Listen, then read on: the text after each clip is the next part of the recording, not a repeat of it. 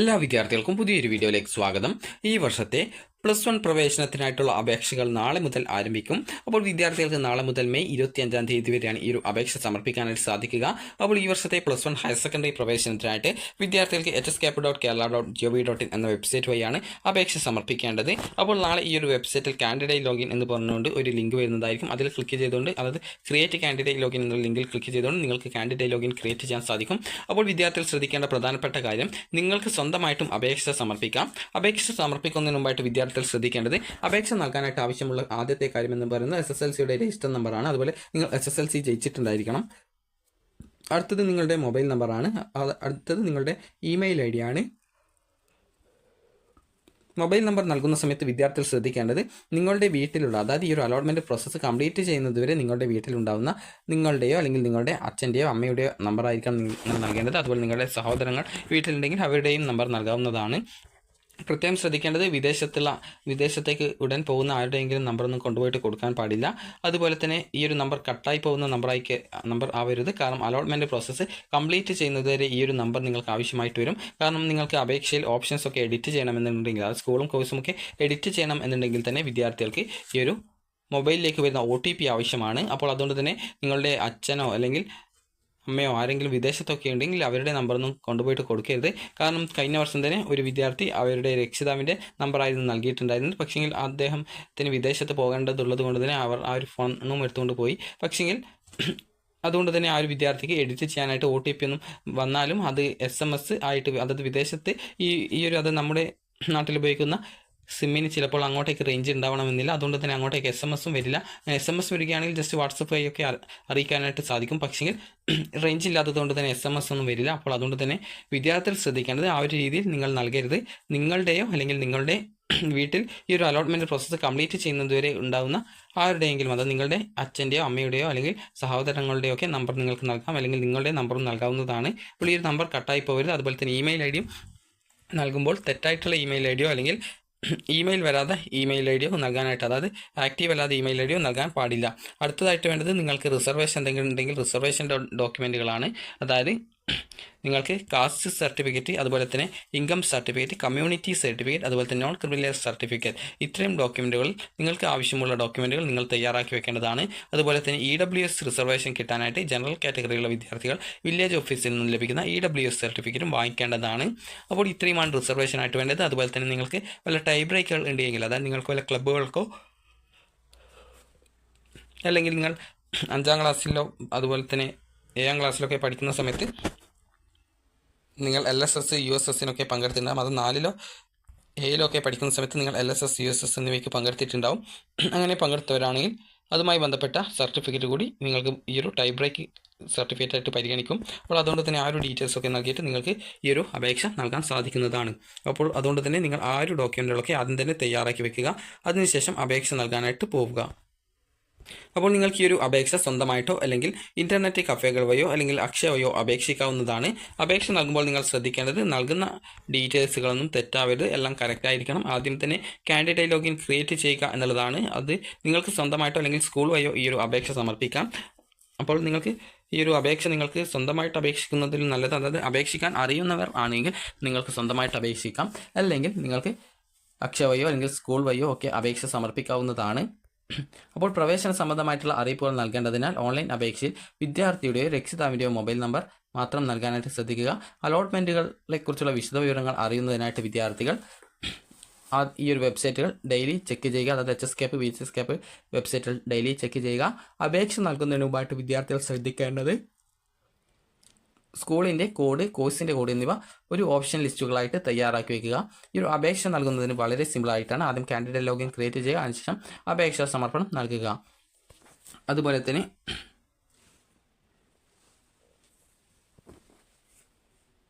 മുഖ്യഘട്ട അലോട്ട്മെൻറ്റാണ്. ഈ ഒരു അപേക്ഷ നൽകുന്നതിനായിട്ട് ആദ്യം ചെയ്യേണ്ടത്, വിദ്യാർത്ഥികൾക്ക് ക്രിയേറ്റ് കാൻഡിഡേറ്റ് ലോഗിൻ എന്നുള്ളൊരു ഓപ്ഷൻ നിങ്ങൾക്ക് hscap.kerala.gov.in എന്ന വെബ്സൈറ്റ് ഓപ്പൺ ചെയ്യുമ്പോൾ കാണാൻ പറ്റും. അപ്പോൾ അതിൽ ക്ലിക്ക് ചെയ്യുന്ന സമയത്ത് ആദ്യം തന്നെ ഇതുപോലെയാണ് കാണാൻ സാധിക്കുക. സെലക്ട് ഡിസ്ട്രിക്ട്, ഏത് ജില്ലയിലേക്കാണോ അപേക്ഷിക്കുന്നത്, നിങ്ങൾക്ക് വേണമെങ്കിൽ 1, 2, 3 അല്ലെങ്കിൽ 10 ജില്ലകളിലൊക്കെ അപേക്ഷിക്കാം. ഓരോ ജില്ലയിലേക്കും ഓരോ അപേക്ഷ സെപ്പറേറ്റ് കാൻഡിഡേറ്റ് ലോഗിൻ ക്രിയേറ്റ് ചെയ്യേണ്ടതായിട്ട് വരും. അതുപോലെ തന്നെ നിങ്ങൾക്ക് വേണമെങ്കിൽ 2 മൂന്നൊക്കെ അപ്ലൈ ചെയ്യാം, ജില്ലയിലേക്ക് അപ്ലൈ ചെയ്യാം. അപ്പോൾ നിങ്ങൾ ശ്രദ്ധിക്കേണ്ടത് ആദ്യം ജില്ല സെലക്ട് ചെയ്യുക, അതിനുശേഷം സബ്മിറ്റ് ചെയ്യുക. സബ്മിറ്റ് ചെയ്ത് കഴിഞ്ഞാൽ നിങ്ങൾക്ക് ഈ ഒരു ഡീറ്റെയിൽസ് ചോദിക്കും. SSLC സ്കീമാണ് ചോദിക്കുന്നത്. അപ്പോൾ സ്കീം എന്ന് ചോദിച്ചാൽ ഇതാണ് സ്കീം. നിങ്ങൾ ഈ വർഷം പാസ്സായവരാണെങ്കിൽ ഈ ഒരു SSLC ഗ്രേഡിംഗ് സിസ്റ്റം 2023-24 അതിൻ്റെ കോഡ് നമ്പർ 1, അതുപോലെ തന്നെ SSLC 2007 മുതൽ 2023 വരെയുള്ളവരാണെങ്കിൽ code number 2, THSLC IHRD new സ്കീമാണെങ്കിൽ കോഡ് നമ്പർ 3, CBSE ആണെങ്കിൽ കോഡ് നമ്പർ 4, ICSE ആണെങ്കിൽ കോഡ് നമ്പർ 5, SSLC IED ആണെങ്കിൽ കോഡ് നമ്പർ 6, അതർ ആണെങ്കിൽ 7. അത് ഈ ഒരു തുല്യത ഒക്കെ ആണെങ്കിലാണ് 7. അതുപോലെ തന്നെ THSLC tech education new scheme 2016 മുതലുള്ളവർക്ക് ഈ ഒരു 08 ആണ് അവരുടെ ആ ഒരു സ്കീം കോഡ്. അപ്പോൾ സ്കീം സെലക്ട് ചെയ്യുന്ന സമയത്ത് തന്നെ കോഡ് കറക്റ്റായിട്ട് അതിനോടൊപ്പം തന്നെ ഉണ്ടാവും. അടുത്തതായിട്ട് നിങ്ങളുടെ രജിസ്റ്റർ നമ്പറാണ് നൽകേണ്ടത്. ഈ ഒരു രജിസ്റ്റർ നമ്പർ നിങ്ങൾ നൽകുക. അതിനുശേഷം month of pass, year of pass, date of birth, അതുപോലെ തന്നെ മൊബൈൽ നമ്പർ എന്നിവ നൽകുക. വീണ്ടും മൊബൈൽ നമ്പർ നൽകുക. മൊബൈൽ നമ്പർ നൽകുമ്പോൾ തെറ്റിപ്പോകരുത്. അതുപോലെ തന്നെ ഡേറ്റ് ഓഫ് ബർത്ത് നൽകുമ്പോൾ തെറ്റിപ്പോകരുത്. അതുപോലെ സ്കീമും സെലക്ട് ചെയ്യുമ്പോഴും രജിസ്റ്റർ നമ്പർ നൽകുമ്പോഴും തെറ്റിപ്പോകരുത്. അക്കാര്യങ്ങളൊക്കെ വിദ്യാർത്ഥികൾ പ്രത്യേകം ശ്രദ്ധിക്കുക. അതുപോലെ തന്നെ മോഡ് ഓഫ് ആപ്ലിക്കേഷൻ സബ്മിഷനാണ് ചോദിക്കുന്നത്. നിങ്ങൾ സ്വന്തമായിട്ടാണെങ്കിൽ സ്വന്തമായിട്ട് നിങ്ങൾ ക്ലിക്ക് ചെയ്യുക. അതുപോലെ നിങ്ങൾ ശ്രദ്ധിക്കേണ്ടത് മൊബൈൽ നമ്പറൊക്കെ നൽകുമ്പോൾ അത് ആ ഒരു നൽകുന്ന മൊബൈൽ നമ്പർ നിങ്ങളുടെ വാലിഡ് ആയിട്ടുള്ള മൊബൈൽ നമ്പർ ആയിരിക്കണം. നിങ്ങളുടെ കയ്യിൽ തന്നെ ആ ഒരു മൊബൈൽ നമ്പർ ഉണ്ടായിരിക്കണം. കാരണം അതിൽ OTP ഒക്കെ വരുന്നതായിരിക്കും. അതുപോലെ തന്നെ നിങ്ങളുടെ രക്ഷിതാവിൻ്റെയോ, അതായത് വീട്ടിൽ ഈ ഒരു അലോട്ട്മെൻറ്റ് പ്രോസസ്സ് കംപ്ലീറ്റ് ചെയ്യുന്നതിലൂടെ ഉണ്ടാകുന്ന രക്ഷിതാക്കളുടെ നമ്പർ നൽകാൻ ശ്രദ്ധിക്കുക. അതുപോലെ തന്നെ ഇവിടെ ഒരു ക്യാപ്ച കാണാൻ സാധിക്കും. ആ ഒരു ക്യാപ്ച കൂടി നൽകി സബ്മിറ്റ് ചെയ്യുക. സബ്മിറ്റ് ചെയ്യുന്ന സമയത്ത് വിദ്യാർത്ഥികൾക്ക് പിന്നീട് ഒരു പേജ് വരും. ഈ ഒരു പേജാണ് വരിക. നിങ്ങൾ നൽകിയ ഡീറ്റെയിൽസും ഒക്കെ വെച്ചിട്ടുള്ള ആ ഒരു ഇതാണ്, അതായത് ആ ഒരു പേജാണ് കാണാൻ സാധിക്കുക. സെൻഡ് OTP എന്നുള്ളത് ക്ലിക്ക് ചെയ്ത് കഴിഞ്ഞാൽ നിങ്ങളുടെ ഫോണിലേക്ക് ഒരു OTP വരും. അപ്പോൾ ഒരു OTP നൽകുന്നതിനായിട്ട് ഇതുപോലെ ഒരു പേജ് വരുന്നതാണ്. അപ്പോൾ ഈ ഒരു ഭാഗത്ത് നിങ്ങളുടെ ആ ഒരു OTP നൽകുക. OTP നൽകിയ ശേഷം സബ്മിറ്റ് ചെയ്യുക. അഥവാ OTP വന്നത് അത് ലേറ്റ് ആയിട്ടാണ് വന്നത്, നിങ്ങൾക്ക് അത് നൽകാൻ സാധിച്ചിട്ടില്ലെങ്കിൽ റീസെൻറ്റ് OTP എന്ന് പറഞ്ഞുകൊണ്ട് വീണ്ടും ഓപ്ഷൻ കാണാൻ പറ്റും. അതിൽ ക്ലിക്ക് ചെയ്തുകൊണ്ട് നിങ്ങൾക്ക് OTP റീസെൻറ്റ് ചെയ്ത് വീണ്ടും അവിടെ അത് ടൈപ്പ് ചെയ്ത് കൊടുക്കാൻ പറ്റും. അങ്ങനെ നൽകി കഴിഞ്ഞാൽ സബ്മിറ്റ് OTP എന്നുള്ളത് ക്ലിക്ക് ചെയ്യുക. അതിനുശേഷം പിന്നീട് ഈ ഒരു പേജാണ് വരിക. അപ്പോൾ ഈ ഒരു പേജിൽ നിങ്ങൾ പുതിയ പാസ്വേഡ് സെറ്റ് ചെയ്ത് കൊടുക്കണം. പാസ്വേഡ് സെറ്റ് ചെയ്യുന്നതിന് മുമ്പ് അത് നിങ്ങൾ കറക്റ്റായിട്ട് ഒരു കടലാസിൽ എഴുതി വെക്കണം. ഈ ഒരു പാസ്വേഡിന് 8 ക്യാരക്ടേഴ്സാണ് ആകെ വേണ്ടത്. അതായത് 8 ക്യാരക്ടറല്ല, മോർ ദാൻ 8 ക്യാരക്ടേഴ്സ്, അതായത് 8-ൽ കൂടുതൽ, അത് 9 അതിൽ കൂടുതലോ ക്യാരക്ടേഴ്സ് ഉണ്ടാവാം.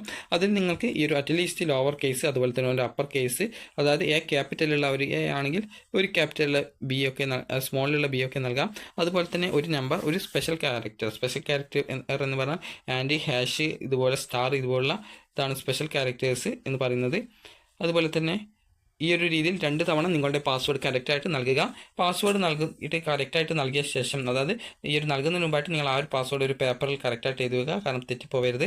അപ്പോൾ തെറ്റിപ്പോയി കഴിഞ്ഞാൽ പിന്നീട് അത് വീണ്ടും ഫോർഗോട്ട് പാസ്വേഡ് ഓപ്ഷനൊക്കെ വെച്ച് ചെയ്യേണ്ടതായിട്ട് വരും. അപ്പോൾ ഇതൊക്കെ നൽകി കഴിയുന്ന സമയത്ത് നിങ്ങൾക്ക് പിന്നീട് ഇതുപോലെ ഒരു പേജ് കാണാൻ സാധിക്കും. അപ്പോൾ ഈ ഒരു പേജിൽ നിങ്ങളുടെ ആപ്ലിക്കേഷൻ നമ്പർ കറക്റ്റായിട്ട് വന്നിട്ടുണ്ടാകും. അപ്പോൾ ആ ഒരു ആപ്ലിക്കേഷൻ നമ്പർ നിങ്ങളൊരു പേപ്പറിൽ എഴുതിയെടുക്കുക.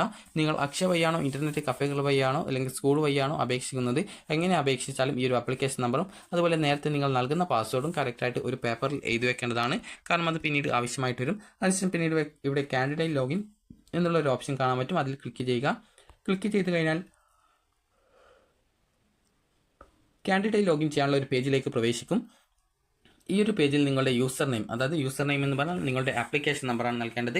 അതുപോലെ തന്നെ പാസ്വേഡ് ചോദിക്കുന്നുണ്ട്, പാസ്വേഡ് നൽകുക. അതിനുശേഷം നിങ്ങൾ ഏത് ജില്ലയിലേക്കാണോ അപേക്ഷിച്ചത് ആ ഒരു ജില്ല നിങ്ങൾ സെലക്ട് ചെയ്ത് കൊടുക്കുക.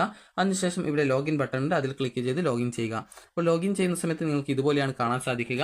അപ്പോൾ ഇങ്ങനെ കാണുന്ന സമയത്ത് നിങ്ങളുടെ ആപ്ലിക്കേഷൻ നമ്പറും അതുപോലെ തന്നെ നിങ്ങളുടെ പേര് എന്താണ് എന്നുള്ളതും അതുപോലെ തന്നെ നിങ്ങൾ ലാസ്റ്റ് എപ്പോഴാണ് ഈ ഒരു പേജിലേക്ക് ലോഗിൻ ചെയ്തിട്ടുള്ളത് എന്നുള്ള ഡീറ്റെയിൽസും നിങ്ങളുടെ സ്കീം ഏതാണെന്നുള്ളതും അതുപോലെ തന്നെ നിങ്ങളുടെ ആ ഒരു നിങ്ങൾ എത്ര പ്രാവശ്യം ലോഗിൻ ചെയ്തിട്ട് കിട്ടിയിട്ടില്ല എന്നുള്ളതും നിങ്ങളുടെ രജിസ്റ്റർ നമ്പർ എന്നിങ്ങനെ ഡീറ്റെയിൽസും കാണാൻ പറ്റും. സ്റ്റാറ്റസ് ഓഫ് ആപ്ലിക്കേഷൻ എന്നുള്ള ഭാഗത്ത് ആപ്ലിക്കേഷൻ സബ്മിഷൻ നോട്ട് ഇനീഷ്യലൈസ്ഡ് എന്ന് പറഞ്ഞുകൊണ്ട് കാണാനായിട്ട് സാധിക്കുന്നതാണ്. അപ്പോൾ ഇങ്ങനെ കണ്ട ശേഷം വിദ്യാർത്ഥികൾ ചെയ്യേണ്ടത് ഇവിടെയായിട്ട് നിങ്ങൾക്ക് അപ്ലൈ ഓൺലൈൻ എന്നുള്ള ഒരു ഓപ്ഷൻ ലിങ്ക് കാണാൻ പറ്റും. ആ ഒരു ലിങ്കിൽ നിങ്ങൾ ക്ലിക്ക് ചെയ്യുകയാണ് ചെയ്യേണ്ടത്. ക്ലിക്ക് ചെയ്ത ശേഷം നിങ്ങൾക്ക് ഇവിടെ ഇതുപോലെയാണ് കാണാൻ സാധിക്കുക. ഈ ഒരു ഭാഗം പൂരിപ്പിക്കാനായിട്ട് വളരെയധികം സിമ്പിളാണ്.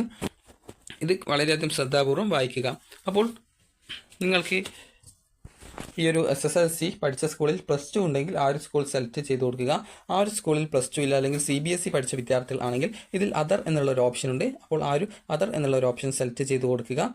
അപ്പോൾ നിങ്ങളുടെ ആ ഒരു ഓപ്ഷൻ അതായത് നിങ്ങൾ പഠിച്ച സ്കൂളിൽ +2 ഉണ്ട് എങ്കിൽ, അതായത് SSLC പഠിച്ച സ്കൂളിൽ +2 ഉണ്ടെങ്കിലാണ് ഈ ഒരു സെലക്ട് സ്കൂൾ എന്നുള്ളത് നിങ്ങളുടെ സ്കൂൾ കാണുക. അങ്ങനെ നിങ്ങളുടെ സ്കൂൾ അതിൽ കറക്റ്റായിട്ട് നൽകിയിട്ടുണ്ടാകും. അപ്പോൾ അത് നോക്കിയിട്ട് സെലക്ട് ചെയ്യുക. CBSE ICSE ഒക്കെ പഠിച്ചവരാണെങ്കിൽ നിങ്ങളുടെ സ്കൂൾ ഇല്ലെങ്കിൽ നിങ്ങൾ ചെയ്യേണ്ടത് അതർ എന്നുള്ളൊരു ഓപ്ഷൻ ഉണ്ട്, അത് സെലക്ട് ചെയ്ത് കൊടുക്കുക. അതിനുശേഷം നിങ്ങൾ ബോർഡ് എക്സാം ആണോ പാസ്സായിട്ടുള്ളതെന്ന് ചോദിക്കുന്നുണ്ട്. അതായത് ഏതെങ്കിലും ബോർഡിൽ നിന്നുള്ള എക്സാം ആണോ നിങ്ങൾ പാസ്സായിട്ടുള്ളതെന്ന് ചോദിക്കുന്നുണ്ട്. അത് കറക്റ്റായിട്ട് നിങ്ങൾ യെസ് എന്ന് സെലക്ട് ചെയ്ത് കൊടുക്കുക. അതിനുശേഷം ചാൻസ് നമ്പർ എത്രയാണ്, അതായത് നിങ്ങൾ പരീക്ഷ എഴുതിയിട്ടാണോ ജയിച്ചത് അല്ലെങ്കിൽ ആദ്യമായിട്ടാണോ ജയിച്ചത് എന്നാണ് ചോദിക്കുന്നത്. അത് നിങ്ങൾ 1 എന്നാണെങ്കിൽ 1 എന്ന് സെലക്ട് ചെയ്ത് നൽകുക, അത് ടൈപ്പ് ചെയ്ത് നൽകുക. ഇവിടെ നിങ്ങളുടെ ആ ഒരു SSLC അല്ലെങ്കിൽ ICSE അങ്ങനെയൊക്കെ ആണെങ്കിൽ അതിൻ്റെ ഡീറ്റെയിൽസ് കറക്റ്റായിട്ട് രേഖപ്പെടുത്തിയിട്ടുണ്ടാവും. ഇനി അടുത്തതായിട്ടാണ് ഇവിടെ ഗ്രേസ് മാർക്ക് നിങ്ങൾക്കുണ്ടോ എന്നുള്ളത്. SSLCയിൽ ഗ്രേസ് മാർക്ക് ലഭിച്ചിട്ടുള്ള വിദ്യാർത്ഥികൾ അവിടെ ഗ്രേസ് മാർക്ക് ഉണ്ടെങ്കിൽ യെസ് എന്ന് സെലക്ട് ചെയ്ത് കൊടുക്കുക. നിങ്ങൾക്ക് SSLCക്ക് ഗ്രേസ് മാർക്ക് കിട്ടിയിട്ടുണ്ടെങ്കിൽ അത് യെസ് എന്ന് സെലക്ട് ചെയ്ത് കൊടുക്കുക. കിട്ടിയിട്ടില്ലെങ്കിൽ നോ എന്ന് സെലക്ട് ചെയ്ത് കൊടുക്കാം.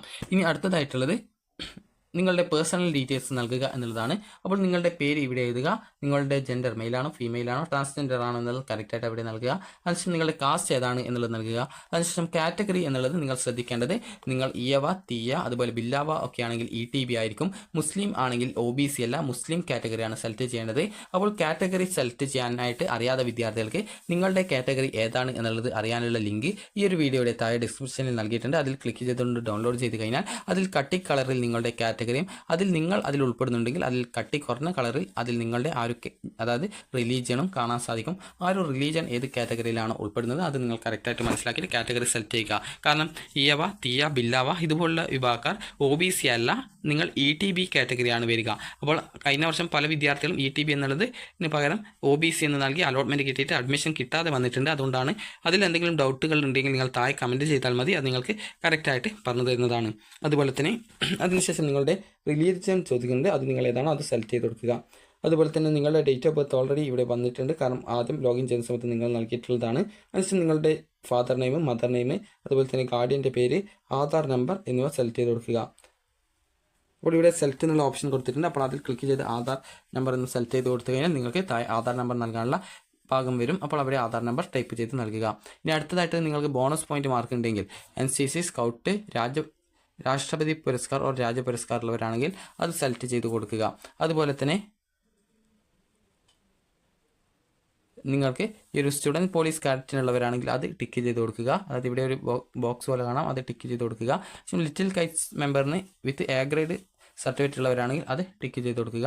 അതുപോലെ തന്നെ അതായത് dependent of jawan in service, ex service ആണ്. അതായത് നിങ്ങൾ ജവാനോ അല്ലെങ്കിൽ എക്സ് സർവീസുള്ള ജവാന്മാരെയോ ഡിപ്പെൻഡ് ചെയ്ത് ജീവിക്കുന്നവരാണ്. അത് നിങ്ങളുടെ അച്ഛനോ അല്ലെങ്കിൽ അമ്മയോ ഒക്കെ ജവാനോ അല്ലെങ്കിൽ എക്സ് സർവീസ് മാനോ ആണെങ്കിൽ നിങ്ങൾ അത് ടിക്ക് ചെയ്ത് കൊടുക്കുക. അതുമായി ബന്ധപ്പെട്ട ഡോക്യുമെൻറ്റുകളും ആവശ്യമാണ്. അതുപോലെ തന്നെ ഡിപ്പെൻഡൻറ്റ് ഓഫ് ജവാനിക്കില്ല, അതായത് ജോലിക്കിടെ വീരമൃത്യു വരിച്ചിട്ടുള്ള ജവാന്മാരുടെ മക്കളാണ് നിങ്ങൾ എങ്കിൽ അത് സെലക്ട് ചെയ്ത് കൊടുക്കുക. അതുപോലെ തന്നെ ഇതൊന്നുമല്ല എങ്കിൽ, അതായത് ഈ ഒരു മുകളിൽ പറഞ്ഞിട്ടുള്ള ഈ ഒരു കാര്യങ്ങൾ ഒന്നും അല്ലെങ്കിൽ നിങ്ങൾ ചെയ്യുന്നത് നൺ എന്നുള്ള അത് സെലക്ട് ചെയ്ത് കൊടുക്കുക. അപ്പോൾ ഇനി അടുത്തതായിട്ടുള്ളതാണ് എക്സ്ട്രാ കരിക്കുലർ ആക്ടിവിറ്റീസ്. നിങ്ങൾ സ്പോർട്സിൽ പാർട്ടിസിപ്പേറ്റ് ചെയ്തിട്ടുള്ള വിദ്യാർത്ഥികൾ ആണെങ്കിൽ നിങ്ങൾക്ക് സ്റ്റേറ്റ് ലെവലിൽ അല്ലെങ്കിൽ ഡിസ്ട്രിക്ട് ലെവൽ ഫസ്റ്റ്, ഡിസ്ട്രിക്ട് ലെവലിൽ സെക്കൻഡ്, ഡിസ്ട്രിക്ട് ലെവൽ തേർഡ് അല്ലെങ്കിൽ ഡിസ്ട്രിക്ട് ലെവലിൽ പാർട്ടിസിപ്പേറ്റ് ചെയ്തിട്ടുണ്ടോ എന്നുള്ള ഡീറ്റെയിൽസ് ആണ് ചോദിക്കുന്നത്. സ്റ്റേറ്റ് ലെവലിൽ അതുപോലെ തന്നെ യൂത്ത് ഫെസ്റ്റിവലിലും ഇതേ രീതിയിൽ തന്നെയാണ് ചോദിക്കുന്നത്.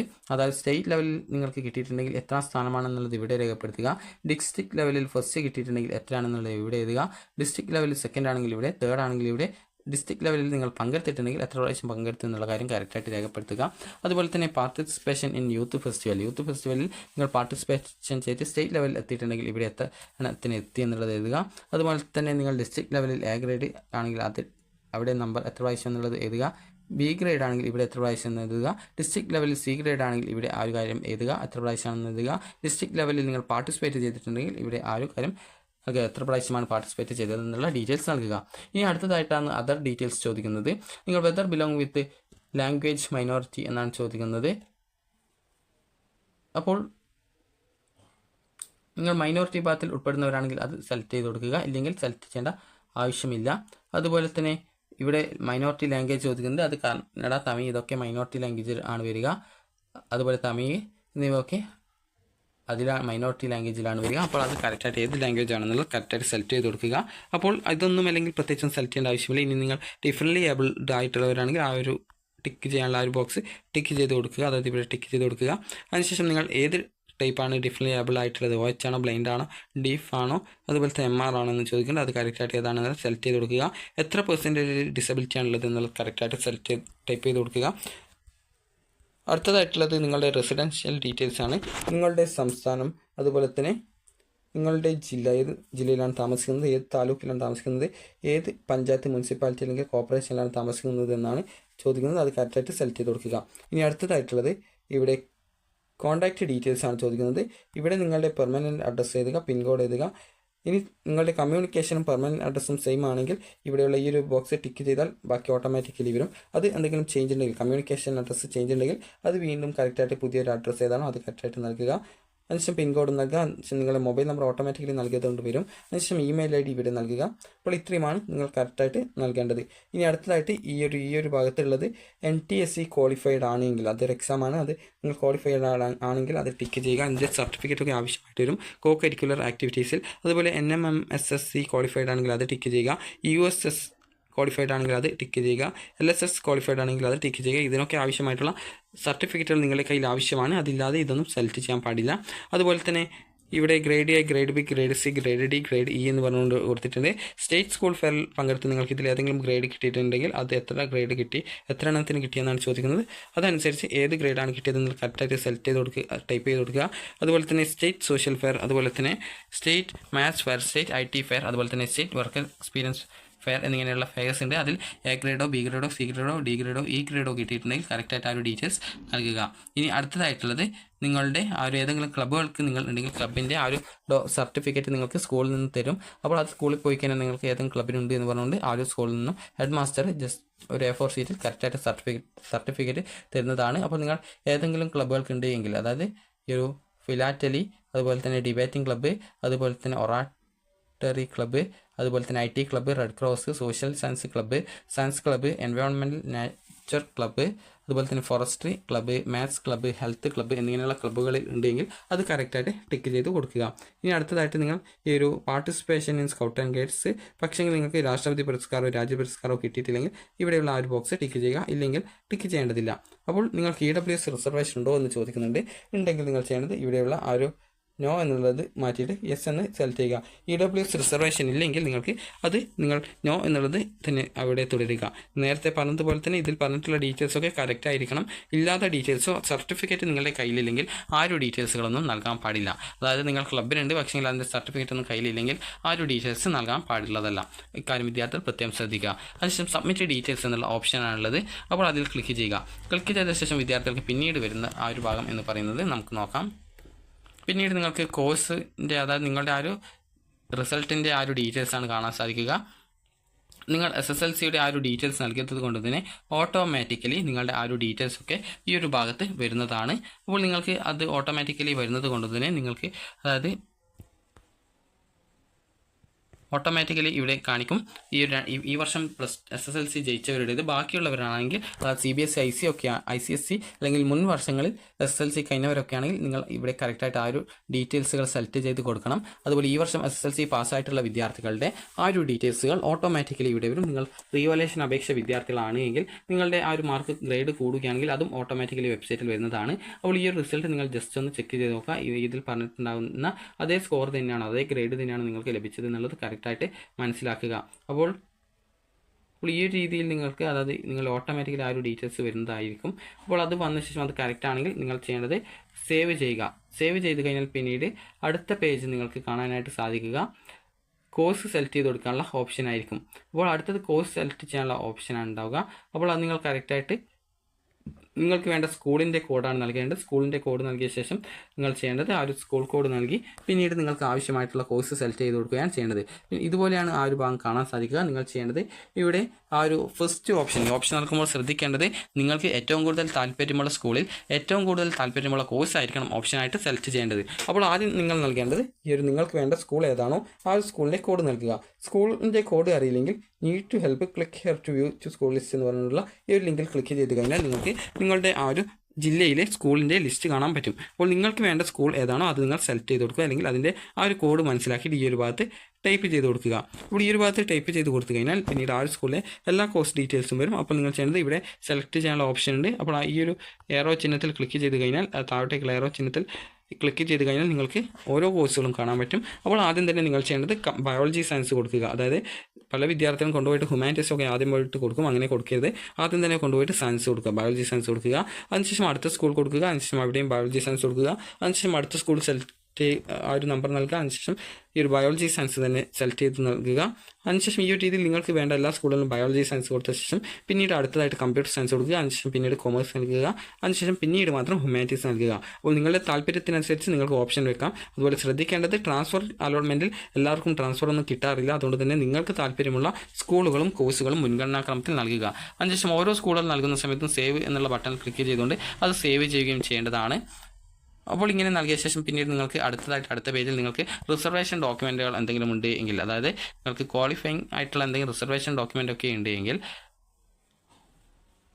നിങ്ങൾ ആ ഒരു ഡീറ്റെയിൽസ്, അതായത് ക്വാളിഫയിങ് എക്സാമിനേഷൻ്റെ ഡീറ്റെയിൽസുകൾ നൽകേണ്ടതായിട്ടുണ്ട്. അപ്പോൾ ആ ഒരു ഡീറ്റെയിൽസൊക്കെ കറക്റ്റായിട്ട് നൽകുക. ഇതെല്ലാവരും നൽകേണ്ട ആവശ്യമില്ല. അപ്പോൾ അതർ ആയിട്ടുള്ളവർ മാത്രമാണ് ഈ ഒരു ഡീറ്റെയിൽസ് നൽകേണ്ടതായിട്ട് വരിക.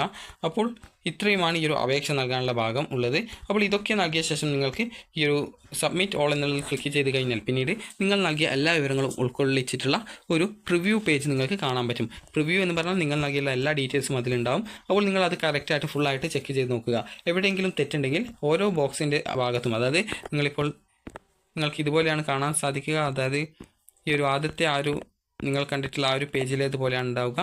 അതായത് ഇതുപോലെ ആയിരിക്കും കാണാൻ സാധിക്കുക. അപ്പോൾ ഈ ഒരു ഓരോ ഭാഗത്തിൻ്റെ ഭാഗത്തും ഓരോ പെൻസിൽ ഐക്കൺ കാണാൻ പറ്റും. ആ ഒരു പെൻസിൽ ഐക്കണിൽ ക്ലിക്ക് ചെയ്തുകൊണ്ട് അവിടെ നൽകിയ ഡീറ്റെയിൽസിൽ തെറ്റുണ്ടെങ്കിൽ അത് കറക്റ്റായിട്ട് ചേഞ്ച് ചെയ്ത് കൊടുക്കാം. അതിനുശേഷം കൺഫേം ചെയ്യുന്നതിനായിട്ട് ഏറ്റവും അടിയിലായിട്ട് ഒരു ജസ്റ്റ് നേരത്തെ പറഞ്ഞതുപോലെ തന്നെ ഇതുപോലൊരു ബോക്സ് ഉണ്ടാവും. അതായത് ഇതുപോലൊരു ടിക്ക് ചെയ്യാനുള്ള ഒരു ബോക്സ് ഉണ്ടാവും. അതിൽ ക്ലിക്ക് ചെയ്ത് കഴിഞ്ഞ ശേഷം നിങ്ങൾ ഈ ഒരു ആപ്ലിക്കേഷനിൽ നൽകിയിട്ടുള്ള ഡീറ്റെയിൽസൊക്കെ കറക്റ്റാണ്, ഇനി ഇതിൽ എഡിറ്റ് ചെയ്യാനൊന്നും ഇല്ല എന്ന് പറഞ്ഞുകൊണ്ട് നിങ്ങൾ കൺഫേം ചെയ്യാനായിട്ടുള്ള ആ ഒരു ഓപ്ഷൻ സെലക്ട് ചെയ്ത് കഴിഞ്ഞ ശേഷം പിന്നീട് കൺഫേം എന്നുള്ള ഒരു ഓപ്ഷൻ ഉണ്ട്. അതിൽ ക്ലിക്ക് ചെയ്തുകൊണ്ട് നിങ്ങളുടെ ആപ്ലിക്കേഷൻ കൺഫേം ചെയ്യാവുന്നതാണ്. ഇങ്ങനെ കൺഫേം ചെയ്ത് കഴിഞ്ഞാൽ പ്രിൻറ്റ് ആപ്ലിക്കേഷൻ എന്നുള്ള ഒരു ഓപ്ഷൻ നിങ്ങളുടെ ആ ഒരു പേജിൽ വരുന്നതായിരിക്കും. അതായത് ഈ ഒരു പേജിലാണ് ആ ഒരു പ്രിൻറ്റ് ആപ്ലിക്കേഷൻ എന്നുള്ള ഒരു ഓപ്ഷൻ വരിക. അതായത് ഈ ഒരു പേജിലാണ് ആ ഒരു അപ്ലൈ ഓൺലൈൻ എന്നുള്ളതിന് പകരം പ്രിൻറ്റ് ആപ്ലിക്കേഷൻ എന്ന് പറഞ്ഞുകൊണ്ടുള്ള ഒരു ഓപ്ഷൻ വരുന്നതായിരിക്കും. അതുപോലെ സ്റ്റാറ്റസ് ഓഫ് ആപ്ലിക്കേഷൻ എന്നുള്ള ഭാഗത്ത് ആപ്ലിക്കേഷൻ സബ്മിറ്റഡ് എന്ന് പറഞ്ഞുകൊണ്ട് കാണാൻ പറ്റും. അപ്പോൾ നിങ്ങളുടെ അപേക്ഷ, അതായത് നിങ്ങൾ അറിയാതെ കൺഫേം ഒന്നും ചെയ്തിട്ടില്ലെങ്കിൽ നിങ്ങളുടെ ആപ്ലിക്കേഷൻ നോട്ട് സബ്മിറ്റഡ് എന്ന് പറഞ്ഞുകൊണ്ടാണ് കാണാൻ സാധിക്കുക. അതേസമയം ആപ്ലിക്കേഷൻ സബ്മിറ്റ് ചെയ്തിട്ടുണ്ടെങ്കിൽ ആപ്ലിക്കേഷൻ കംപ്ലീറ്റഡ് അല്ലെങ്കിൽ ആപ്ലിക്കേഷൻ സബ്മിറ്റഡ് എന്ന് പറഞ്ഞുകൊണ്ട് കാണാൻ പറ്റും. അതുപോലെ ആപ്ലിക്കേഷൻ സബ്മിറ്റ് ചെയ്ത് കഴിഞ്ഞാൽ പിന്നീട് യാതൊരുവിധ എഡിറ്റുകളും ചെയ്യാൻ പറ്റില്ല. പിന്നീട് ട്രയൽ അലോട്ട്മെൻറ്റ് വന്ന ശേഷം മാത്രമാണ് ഓപ്ഷൻ ആയാലും സ്കൂളിൻ്റെ ആ ഒരു ഡീറ്റെയിൽസ് ആയാലും നിങ്ങൾ നൽകിയിട്ടുള്ള ഡീറ്റെയിൽസ് ആയാലും എഡിറ്റ് ചെയ്യാൻ പറ്റുള്ളൂ. അപ്പോൾ അതുകൊണ്ട് തന്നെ വിദ്യാർത്ഥികൾക്ക് ആവശ്യമെങ്കിൽ നിങ്ങൾക്ക് ഈ ഒരു അപേക്ഷയിൽ എന്തെങ്കിലും തെറ്റുകൾ ഉണ്ടെങ്കിൽ അപേക്ഷ കൺഫേം ചെയ്യുന്നതിന് മുമ്പായിട്ട് പ്രിവ്യൂ പേജ് നോക്കിയിട്ട് കറക്റ്റായിട്ട് ആ ഒരു ഡീറ്റെയിൽസും നിങ്ങളുടെ അച്ഛൻ്റെ പേരും അതുപോലെ നിങ്ങളുടെ കാറ്റഗറിയും ഒക്കെ കറക്റ്റായിട്ട് മനസ്സിലാക്കി തെറ്റിയിട്ടില്ല എന്ന് ഉറപ്പാക്കിയ ശേഷം മാത്രം കൺഫേം ചെയ്യുക. അതിനുശേഷം ആപ്ലിക്കേഷൻ്റെ ആ ഒരു പ്രിൻ്റ് ഔട്ട് എടുത്ത് സൂക്ഷിച്ച് വയ്ക്കുക. അപ്പോൾ പിന്നീട് വരുന്ന അലോട്ട്മെൻറ്റുകളിൽ നിങ്ങൾക്ക് ട്രയൽ അലോട്ട്മെൻറ്റ് വന്നു കഴിഞ്ഞാൽ വീണ്ടും അപേക്ഷയിലെ ഡീറ്റെയിൽസുകൾ എഡിറ്റ് ചെയ്യാനുള്ള അവസരം ഉണ്ടാകും. ആ ഒരു സമയത്ത് നിങ്ങളുടെ ഡീറ്റെയിൽസൊക്കെ നൽകിയത് കറക്റ്റാണെന്നുള്ളത് ഉറപ്പുവരുത്തി ഏതെങ്കിലും കോഴ്സുകൾ പുതുതായിട്ട് ആഡ് ചെയ്യണം എന്നുണ്ടെങ്കിൽ, ഏതെങ്കിലും സ്കൂൾ ഓപ്ഷനായിട്ട് നൽകണം എന്നുണ്ടെങ്കിൽ നിങ്ങൾക്ക് ആ ഒരു സ്കൂളും കോഴ്സുകളൊക്കെ ഓപ്ഷനായിട്ട് നൽകാം. നിങ്ങൾക്ക് സ്വന്തമായിട്ട് അപേക്ഷിക്കാനായിട്ട് ബുദ്ധിമുട്ടുണ്ടെങ്കിൽ അക്ഷയ വഴിയോ അല്ലെങ്കിൽ ഇൻ്റർനെറ്റ് കഫേകൾ വഴിയോ ഈ ഒരു അപേക്ഷ സമർപ്പിക്കാവുന്നതാണ്. അപ്പോൾ വിദ്യാർത്ഥികൾക്ക് ഈ ഒരു വീഡിയോ ഉപകാരപ്രദമായിട്ടുണ്ടെങ്കിൽ ലൈക്ക് ചെയ്യുക, ഷെയർ ചെയ്യുക. താങ്ക്